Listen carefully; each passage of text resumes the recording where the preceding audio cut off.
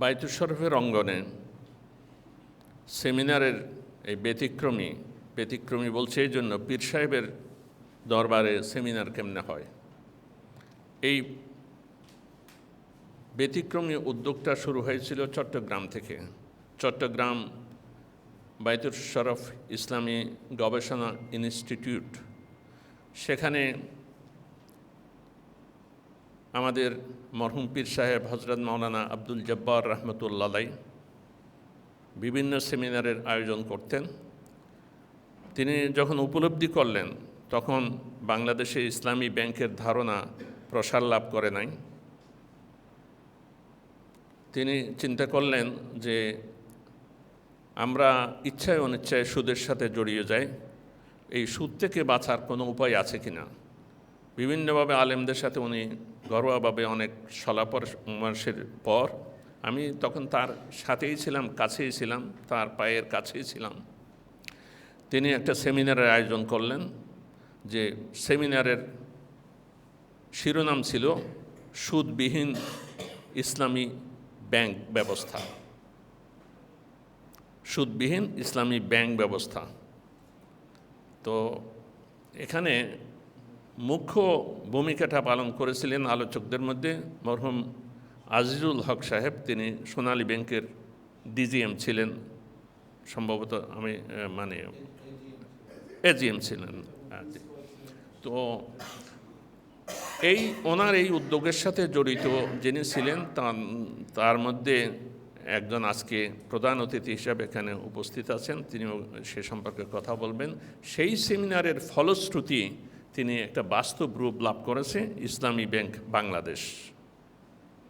এবং প্রথম ফান্ড তিনি 10 লক্ষ টাকা এই ব্যাংক প্রতিষ্ঠার জন্য প্রথম ফান্ড যেটা দরকার হয়, তিনি তার মুরিদানদেরকে, বিশেষ করে আব্দুল মালিক মোল্লা সাহেব এখানে আছেন, সেই ফান্ড যারা কালেকশন করেছিলেন, বলছে যে আপনারা টাকাগুলো যেখানে করছেন একটা বায়তুল শরফ ফাউন্ডেশন নাম দিয়ে একটা ফান্ড করেন, সেই ফান্ডটা ব্যাংকে দেন, ব্যাংকটা শুরু হোক।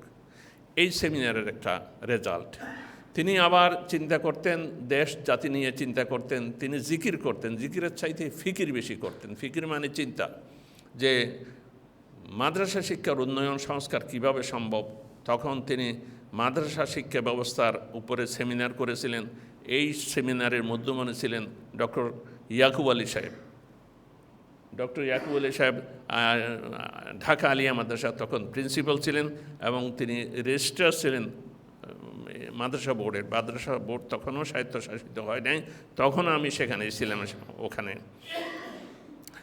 তার ফলশ্রুতি হলো যে বায়তুল শরফ আদর্শ মাদ্রাসা, যে আমার আবু বকর ভাই উনি বায়তুল শরফ আদর্শ মাদ্রাসার ছাত্র, অনেক ছাত্র এখানে আছে।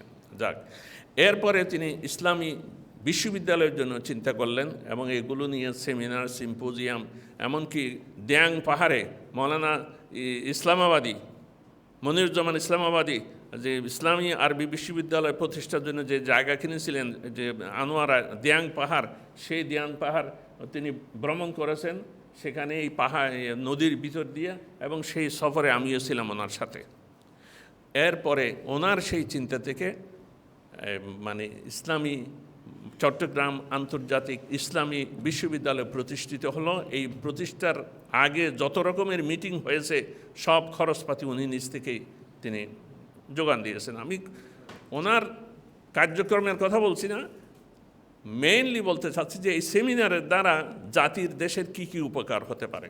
তিনি চেয়েছিলেন যে আমি তো চিন্তা করে কুল পাচ্ছি না, যারা জ্ঞানী মনীষী আছে, যে বাংলাদেশে ইসলাম নামে তিনি 3 দিন ব্যাপী একটা সেমিনার করেছিলেন চট্টগ্রাম, তারপরে ঢাকা, রাজশাহী বিশ্ববিদ্যালয়ের সব প্রথিতযশা প্রফেসরদেরকে সেখানে তিনি দাওয়াত করেছিলেন। তারা আলোচনা করেছেন বাংলাদেশের ইসলামের ঐতিহ্য সম্পর্কে।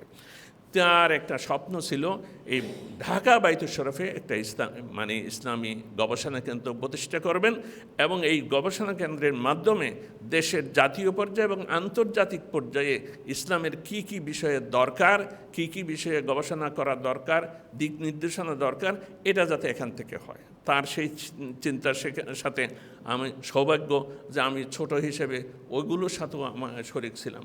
এবং আমাদের আব্দুল কাদের মোল্লা সাহেব সেই গবেষণা কেন্দ্র প্রতিষ্ঠার জন্য তখন তিনি যখন বলছিলেন, তিনি একটা রুম করে দিয়েছিলেন, কাঠের সুন্দর রুম, এখনও আছে, 50,000 টাকা দিয়ে সেটা।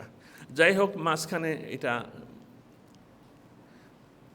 এই কাজের গতিটা, গবেষণা কেন্দ্রের গতিটা স্থিমিত ছিল, ঢাকা বাইতুল শরফে সেটা প্রতিষ্ঠিত হয়নি। কিন্তু বর্তমানে যিনি বাইতুল শরফের হাল ধরেছেন, আমাদের শায়েখ আল্লামা আব্দুল হাই নদভী সাহেব, তিনি দায়িত্বে আসার পরে 2020 সালে দায়িত্ব আসার পর থেকে বারবার তাগাদা দিচ্ছিলেন যে ঢাকা বাইতুল শরফে সেই ইসলামী গবেষণা কেন্দ্রটা হওয়া দরকার।